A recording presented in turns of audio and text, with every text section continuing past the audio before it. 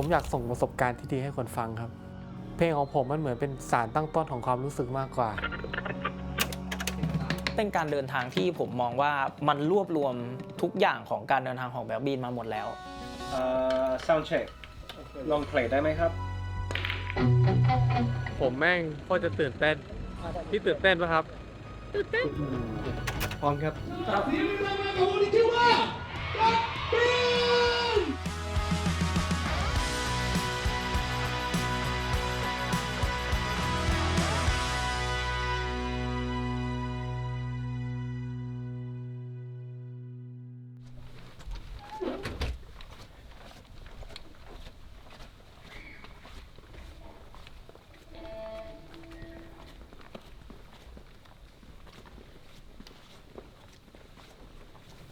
Can you just play a little bit? Intro.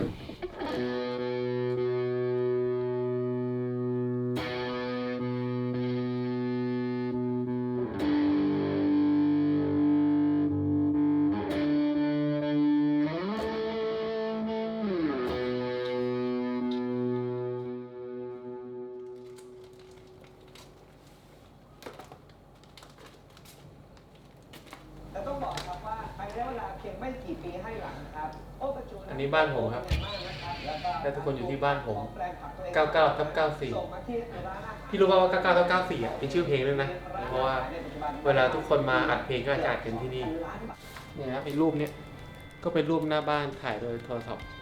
ที่เราทำเป็น EP ก็อยู่ตรงนี้ครับอันนี้คือรูปจริงๆของมันอยู่ห้องนอนผมว่าตอนเด็กผมอ่ะเป็นเด็กติดพี่ชายมีอยู่ช่วงหนึ่งที่เขาสนใจเรื่องกีตาร์อะไรเงี้ยครับตัวผมอะอยากเล่นตามพี่มันก็ตอนแรกก็ไม่ได้คิดว่าจะมาเล่นจริงจังอะไรก็เล่นตีคอร์ดทั่วไปร้องเพลงอยู่ในห้องนอนกับพี่ชายอะไรเงี้ยพร้อมกันเป็นกีตาร์ที่คุณพ่อซื้อให้ตั้งแต่ตอนเด็กครับไม่ว่าจะแต่งเพลงหรือว่าจัดเราก็จะใช้ตัวนี้แบบผมรักมันมากไอ้แดง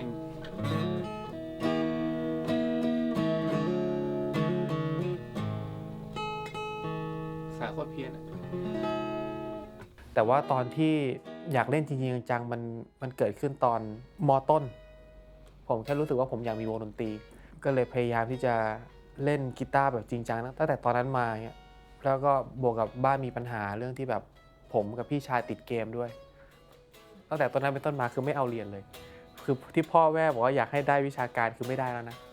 ก็คือไปกันใหญ่จากติดเกมกลายเป็นเตะกีตาร์แทน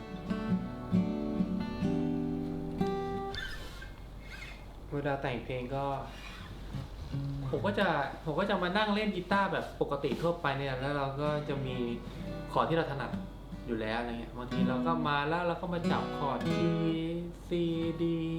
อยู่นี่แล้วเราก็พยายามฮัมเมโลดี้เข้าไปอย่างเงี้ย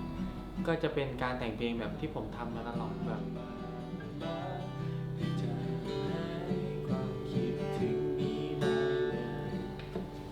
แต่หัวใจหลักๆของการที่ผมแต่งเพลงเนี่ยมีอยู่อย่างนี้ครับก็คือผมทำเมโลดี้กับคอร์ดมาแล้วคราวนี้เวลาผมจะฮัมลงไปในเมโลดี้ที่ผมฮัมมาหรืออาจจะเปลี่ยนเล็กน้อยเนี่ยผมจะไม่จดเลยถ้าผมตื่นนอนมาหรือว่าเวลาผ่านไปผมยังต้องจำคำนี้ได้อันนั้นนะผมถือว่ามันเป็นสตรองลิริกสตรองเมโลดี้พอได้มาเป็นคำหรือทุกอย่างแล้วเราค่อยไปจดทีเดียว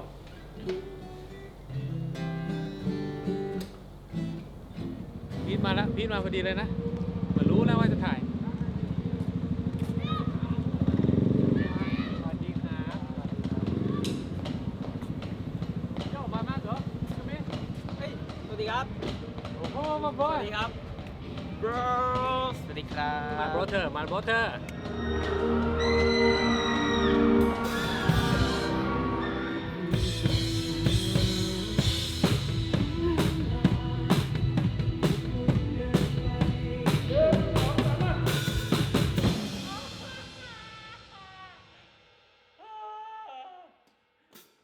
ผมเริ่มต้นเล่นดนตรีครั้งแรกตอนม.1 ครับคุณพ่อผมเขาเป็นนักดนตรีครับผมแล้วทีเนี้ยผมก็เคยได้ดูวิดีโอครับตอนคุณพ่อเล่นดนตรีเมื่อก่อนเขาเล่นดนตรีกลางคืนเนี่ยครับแล้วผมก็ได้เห็นวิดีโอเขาตอนเล่นอะไรเงี้ยผมก็รู้สึกว่าผมอยากเป็นนักดนตรี แต่ว่าผมยังเลือกไม่ได้ว่าผมอยากจะเล่นเครื่องอะไรครับแล้วทีนี้ผมผ่านมาช่วงหนึ่งผมก็ได้รู้จักกับหนังคือเรื่อง Season Change ครับผมพอผมดูหนังเรื่องเนี้ยแล้วมันทำให้ผมเลือกเลยว่าผมอยากเล่นกลองเนี่ยคือสมุดที่ผมใช้แตกฟอร์มของเพลงครับผมแล้วก็แบบพวกแพทเทิร์นที่มันจำยากๆอะไรเงี้ยผมก็จะจดลงไปในนี้ว่าแบบอะไรเป็นไงผมว่าการอัดกลองครับมันก็คือการที่เราเอาตัวเราเองเนี่ยแหละครับเล่นกลองชนิดนั้นออกมาให้เป็นเรามากที่สุดผมจะค่อนข้างมีความเป็นตัวของตัวเองสูงพอเราได้ทำอะไรที่มันเป็นตัวเราจะรู้สึกมีความสุขกับมั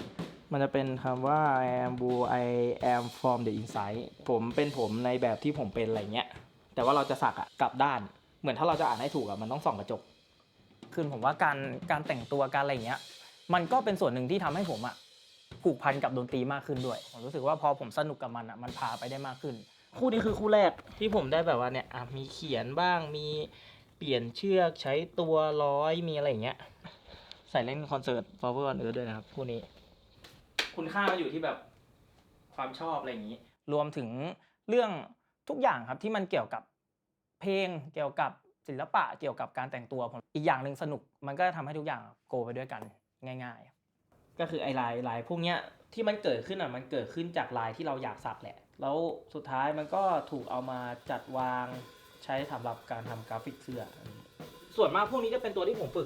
ฝึกมือครับฝึกสกรีนอะไรอย่างนี้พ่นสเปรย์ใส่เสื้อมาอันนี้ไม่มีอะไรครับชอบสุดน่าจะเป็นคู่นี้แหละครับชอบเรื่องสีเรื่องอะไรด้วยที่ผมแบบใส่เข้าไป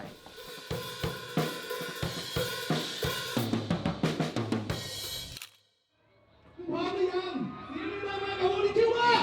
ดักบิน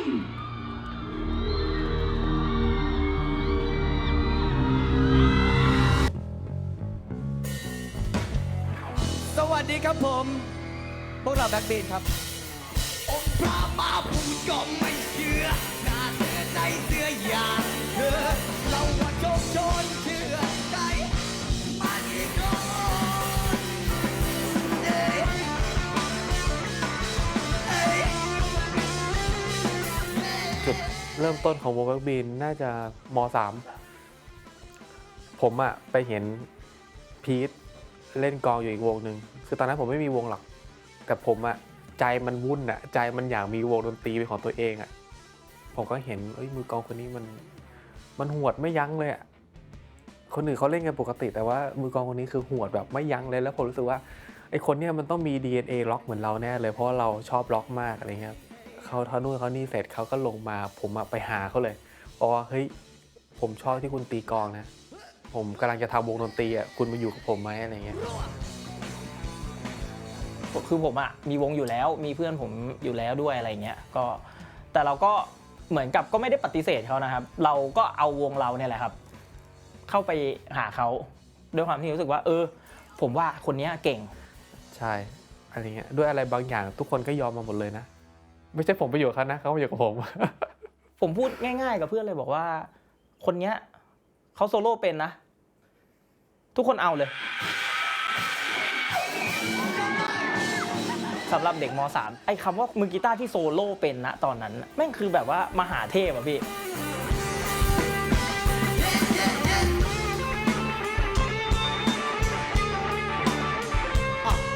จุดพลิกผันมันอยู่ตรงที่ผมไปรู้จักอาจารย์คนหนึ่งเขา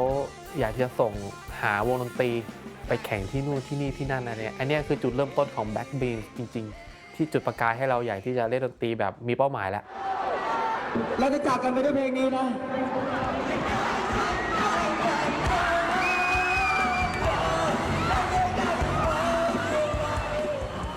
ต่อให้มันจะมันขนาดไหนนะครับสุดท้ายทุกคนก็ต้องแยกย้ายตอนไปอยู่มหาลัยอะไรเงี้ยแต่มันมีอยู่คลิปหนึ่งที่ทำให้ผมจุดประกายว่าเอาวะขออีกรอบนึงกูขออีกรอบนึงแต่ว่าเป็นอีกรอบนึงที่ไม่ใช่เป็นการเล่นเพลงของคนอื่นแล้วมันต้องเป็นเพลงของกูแล้วอะไรเงี้ยผมไปดูคลิปของฝรั่งเขาชื่อวงว่า The Wham เป็นวง UK เป็นศิลปินที่เขาทำเองอะไรเงี้ยลง YouTube อะไรเงี้ยผมก็ลอง ศึกษาว่าเขาใช้อุปกรณ์อะไรบ้างทำยังไงกันบ้างอะไรเงี้ยไอ้นั่นแหละมันคือการจุดประกายผมก็เลยแชทไปบอกพีทไปบอกเกมไปบอกนักร้องคนเก่าผมว่าแบบว่าเอ้ยเอาไหมจัดอีกสักรอบหนึ่งอะไรเงี้ยแล้วเราก็ลุยกันแล้วเพลงครั้งแรกสุดเลยอะที่ผมได้ฟังเดโมเพลงมูนอะเขาส่งมาปุ๊บผมฟังแล้วอะไรวะเพื่อนงงเอาไหนมึงบอกมึงล็อกไง DNA มึงล็อกไม่ใช่เหรอไอ้ไทม์ DNA มึงล็อกแต่เพลงออกมาคือแบบผมว่าเอาจริงๆแล้วอ่ะผมอยากเล่นดนตรีแบบมันแต่ตอนที่ตัวเองต้องไปเป็นนักแต่งเพลงอ่ะตัวเองกับเรื่องที่จะเล่าเรื่องอะไรที่มันเข้าถึงง่ายทุกคนเหมือนทำแบบก็ลองดูอะไรเงี้ยก็ลองดูแต่ว่าไม่ได้ชอบนะคือผมพยายามคิดแบบซิมเปิลก่อนซิมเปิลมากมีอยู่ไม่กี่คอร์ดอะไรเงี้ยเริ่มจากแค่นั้นก่อนครับแล้วค่อยไปต่อยอดทบเอาทีหลังอะไรเงี้ยคือผมเคยมีความคิดที่แบบอยากทำให้มันแอดวานซ์ตั้งแต่แรกอะไรเงี้ยแต่หลายครั้งที่ทำแอดวานซ์ตั้งแต่แรกเนี่ยมันจะตันผมเลยพยายามทำให้มันซิมเปิลแล้วค่อยแบบไปต่อยอดเอาทีหลังสุดท้ายแล้วเดโมที่ผมแต่งครับผมจะต้องส่งให้ทุกคนฟังและให้ทุกคนไปเปลี่ยนอะไรที่เข้ามือของเขาให้เขาสามารถคิดงานต่อได้แต่ว่าสุดท้ายแก่นมันต้องมาจากผม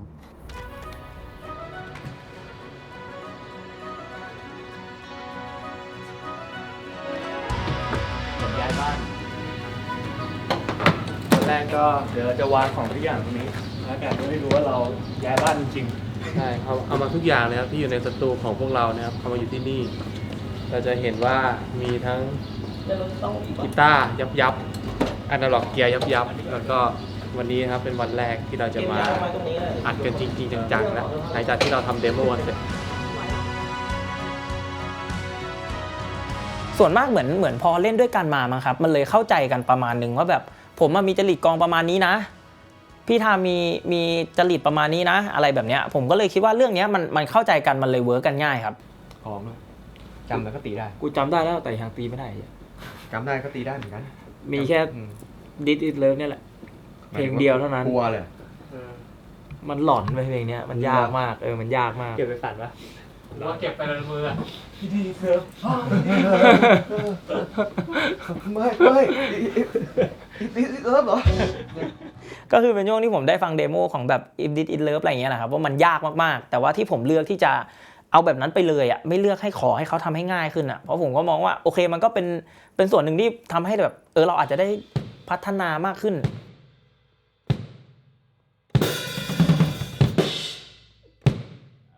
เพลงที่2ที่จะอัดครับ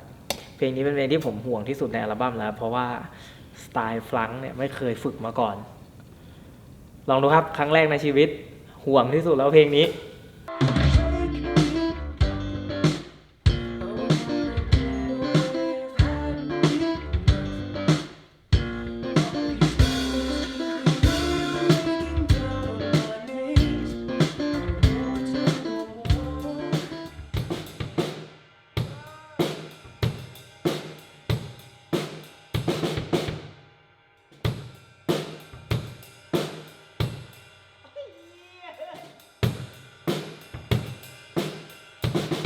ตอนนี้ข้างในกำลังคุยอะไรกันสักอย่างอาจจะกำลัง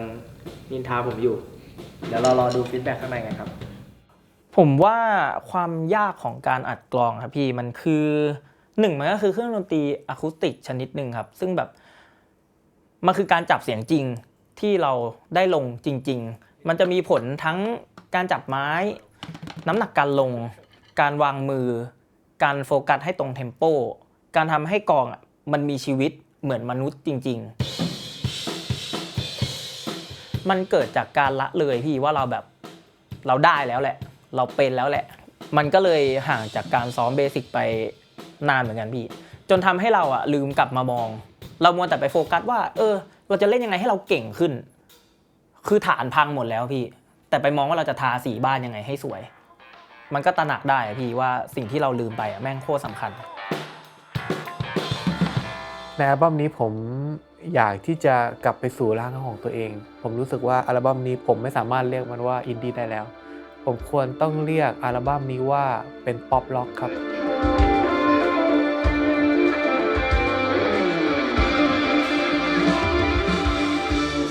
เราอยากที่จะเอนเตอร์เทนทุกคนผ่านเสียงดนตรีที่มันสนุกขึ้น เราอยากที่จะเอนเตอร์เทนคนให้เขารู้สึกว่าโอเคเขาอยู่ฝั่งเดียวกับเรา ถามว่าไออัลบั้มแรกคือร่างเก้าของเราไหมมันใช่ครับแต่ผมแค่อยากอัพบีทขึ้นมาเวลาเราไปเล่นสดเราก็อยากมันเวลาเราแต่งเพลงเราก็อยากเพราะเอามาอยู่ในกึ่งกลางให้ได้ผมคิดว่าอัลบั้มนี้คือกึ่งกลางตรงนั้นนี่ครับทุกคนตามผมมาผมจะเดินช้าๆให้ทุกคนตามผมมา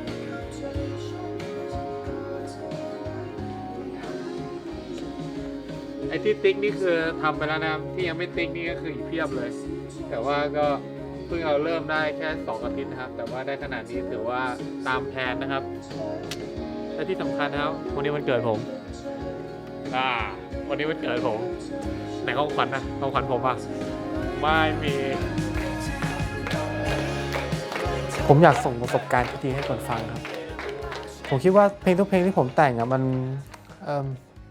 เขาเรียกว่าอะไรมันไม่ได้มีอยู่จริงๆด้วยซ้ำเพลงของผมมันเหมือนเป็นสารตั้งต้นของความรู้สึกมากกว่าก็คือผมคิดว่ามันจะเป็นเพลงเศร้าก็ได้เป็นเพลงรักก็ได้มันขึ้นอยู่ที่สารตั้งต้นของคนฟังและประสบการณ์ของคนฟังว่าเขารู้สึกอะไรอยู่เราเหมือนไปเติมเต็มประสบการณ์และฟีลลิ่งนั้นๆมากกว่าอะไรเงี้ยครับ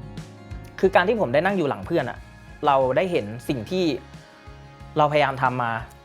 การที่เพื่อนส่งความรู้สึกออกไปหาคนดูจนคนดูส่ง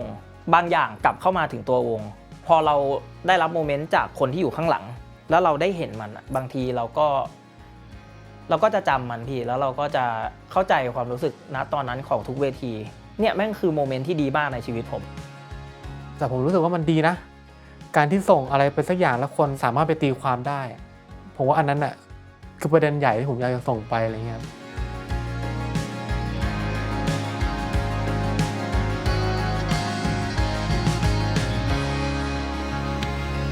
ใกล้เสร็จแล้วทุกคนอีก1 วันผ่าน